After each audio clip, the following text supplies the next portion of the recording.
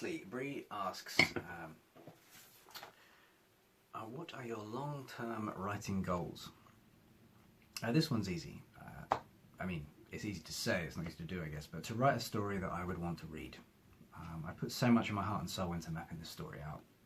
I live and breathe it now. It's just, I know exactly how it ends, but my goal is to create a world that people will enjoy living in, really, with characters that hopefully resonate with people and feel true. And that's what I'm trying to achieve. So if I achieve that goal, I'll keep writing and hopefully take my readerships to some brand new places that don't centre just around time travel. So, great question. Really hoping the editing isn't too choppy, but this is my first go around, so go easy on me, guys. I'm sorry. Okay, here we go. This is happening. Next up, we've got an example of saying, "Ask me anything." Why that's a double-edged sword. Beverly Hatchman asks, "Oh man, I can't be the only one wondering if there will be any restarter sex in the next book."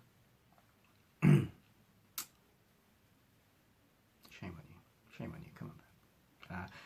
Actually, Bev, I'm delighted to tell you that you're not the only person wondering that, because I've actually written the chapter that answers that question. So short answer, yes, that is a thing that I will be exploring. Will it make the final cut? Well, that depends entirely on my editors. Earthquake, my camera's mucking around. Seamless edit. Okay, I just had to take a moment after that question.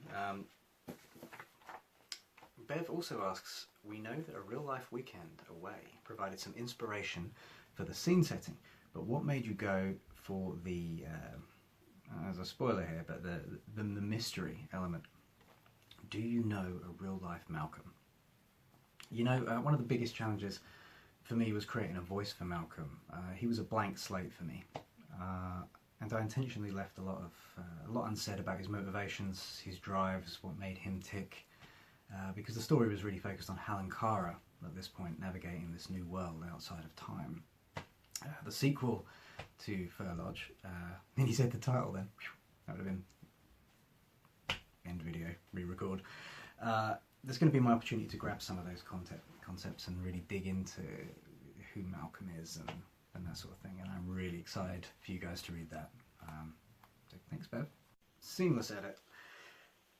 Lastly, Bev asks, "How did you feel killing off so many of your best friends?" Okay, on the record, my lawyers tell me I should point out that any reference to actual persons living or dead is purely coincidental or referenced satirically. Off the record, it was an absolute blast. Loved every second of it. Eventually, anyway. At first I felt kind of dirty, raining down hell on characters that shared some character traits that were kind of similar to my nearest and dearest friends. The thing that was important to me is that every death had to matter. It had to serve the story. Some were easier than others, Santa. But I needed the stakes to be high, and I wanted the reader to feel that no one was safe. Of course, towards the end, readers figure things out. They get an idea of who may be safe and who definitely isn't. But for the next book, all bets are off. Everything's going to change. I'm going to really change that dynamic and mess with that a little bit. As for why I went for the spoilers, but for the mystery element, I've always been a huge fan of that genre.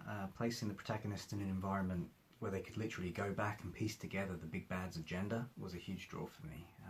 I wanted to answer the question, what could you really achieve if you could travel through time? What advantage would that give you? And would it even make a difference having knowledge, but seemingly having no way to act on that knowledge? So, yeah. Thanks, Bev. Great question. Next up, we've got Kerry Muldowney, who went big. I mean, not restart sex big, but, you know, still pretty big. Asking what's going to happen in book 2. Huge fan of this question. I need to be careful, but I'll do what I can to answer this. Book 2 centres around the consequences of Hal and Kara's actions in the past. They've changed the course of their own history, but that's going to affect more than just the two of them. And what they've left behind may just be even worse than what went before. So I'm going to be answering a lot of the questions that were left hanging in the last one. They're not going to like what they discover. And they're going to learn that everything they thought they knew about restarting is just the tip of the iceberg. So, For me, book one was more about growing older, about the friendships we make and how time plays a part in that. Book two is going to focus on the consequences of our actions and how that can affect others more than we perhaps realise. Yeah, so book two in a very small nutshell, but so much more is going to happen than that. So great question, thank you. Kerry also asks, how did you find the self-publishing process, and would you have any tips for writers thinking about it? Don't do it. Stop now, run away, just keep running. No, I'm kidding, it's great, it's fantastic, it's everything. But it's really hard. You know, it's like anything. If you want to know how to do something, you've got to research it. What I learned was that writing is just the start. I mean, there's so much more to consider than just writing your story. As Brie mentioned, there's the editing. A booktuber named Kristen Martin said that you should expect to do no less than 12 edits of your entire novel. So think about that, that's 86,000 words, and you need to go through every one of those at least 12 times. At the time I was like, no, please, totally overkill. You know, one and done, no problem. You know, how hard can it be? Turns out really hard, really hard. In the end I actually did about 17 full edits, and a handful more after that. I just stopped counting at 17. I just stopped changing the name of the document. It was just 17th edit, well into like the 21st edit. Just kept going and going. For my work I used CreateSpace, and I have to say their service is really intuitive. I feel informed enough to say that it's intuitive because I managed to use it. So if I can do it, guys, you're gonna be fine. I'd advise anyone who's considering self-publishing to create a very precise timeline for what needs to be done prior to your launch. I had some cover issues. Man, it still hurts when I think about that cover. Literally, I was about to do the Hello Darkness, my old friend stare for like about 5 minutes there. But yeah, I had some cover issues days before the release that could have been avoided if I just finalised my proof sooner. But no, I had to change a small paragraph, a little indentation, and that ruined everything. So that was the best. It doesn't end there either. You need to put just as much work into building your author platform. What's an author platform? Exactly. Look into that. There's tons of articles on how to build that. But it's kind of what this is. They're kind of reaching out to the readership and stuff like that. You know, an author platform is a thing, and you can't ignore it. You do need to put some time into thinking about reaching out to your readers. That means the holy trinity of social media accounts. Try engaging with like-minded authors as well through Twitter and Instagram. Some of the people I've met on Twitter in the writing community, they're just so helpful and so much fun, and you know, inspiring memes every day that just really kind of drill down on what you're going through. These guys are in the trenches and they know, and you're not alone. So reach out to those guys. And then you need to look into creating your author central bio.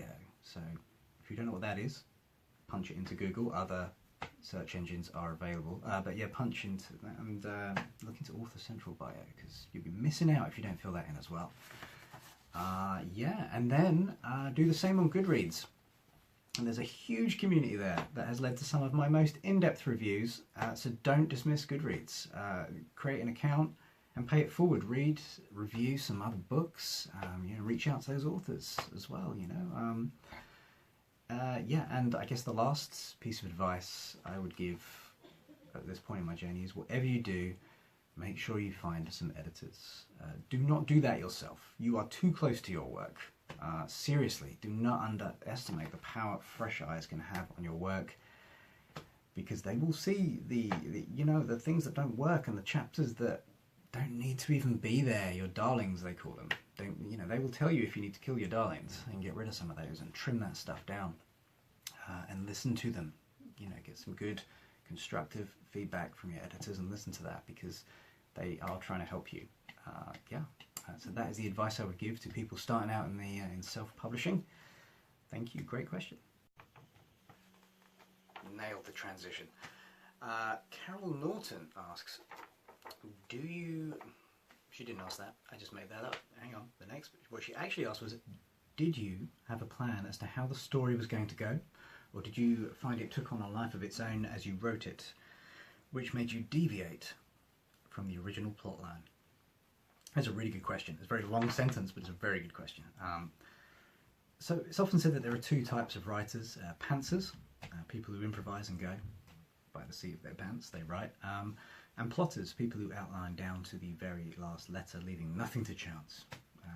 And I've been very fortunate enough to build relationships within the writing community, and the reality I've found is that a lot of writers fall somewhere in between, myself especially.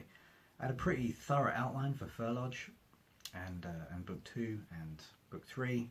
You know, I made that, but sometimes the characters took me in very unexpected directions. An explanation I was certain would work in the story was pulled to pieces by Hal or Kara. They would just say, you know, they're in the environment and they're like, there's no way this would happen like that. And they wouldn't react in the way that I wanted them to when I was writing. You know, that's what they would tell me. So if my characters found a flaw, or they were doing something that I felt wasn't true to their character, but it was important to my outline, I felt safe. It was assumed to assume rather that the reader would feel that too. So I'd often find myself taking an idea back to the drawing board and then rebuilding it from the ground up. So if I'm reading a scene that I'd written and it made me roll my eyes, like, which, you know, as a writer is something I'm doing increasingly more often. But yeah, if I looked at a scene and was like, really? Like, would they really go and put themselves in that situation? They're real people. They wouldn't do that. I wouldn't do that. You wouldn't do that. So why would they? You know, so I changed it, or I would cut it entirely if it didn't make sense to who they were. You know, the original ending of Fir Lodge is a really good example of that. It was actually very, very different. In the first manuscript that I had, this was before my editors even got it, I had my heart set on some very odd, out there twists, but I'm so glad I simplified things. I hope it led to a stronger ending overall, but yeah, my outline really did incorporate a huge deviation from what you guys have now read. So in that respect, yeah, I just change it when the story needs it to be changed. So whilst I knew where the story is going to go and is going to go, I have deviated a lot from my initial outlines while staying true to my core vision of what I want the series to be. So, great question. So one more thing is the competition. The winner, the person who left a review, and this week's winner of the review will be the person who submitted a review and therefore was entered into the draw to win, is what I mean. We'll be getting a Season 2 Fir Lodge mug, and that person is Lo Kent. Thank you for your review. Really appreciate it. Love your feedback as well. Thank you. So I'll be sending a mug to you, Lo. Thank you. Well, that's all the questions for this week's video. Feel free to wing me over some more if the mood should strike you, you know, like thunder. Until then, it occurs to me I haven't prepared a sign-off to the end of this video. Well, that's it. We're stuck here. Buckle up. Get comfortable. You're spending your weekend with me. I don't know how to end this video. Actually, I think I know a way out of this. What do you think the sign-off should be for future videos, if you even want to see future videos? Until then, catch you on the next restart.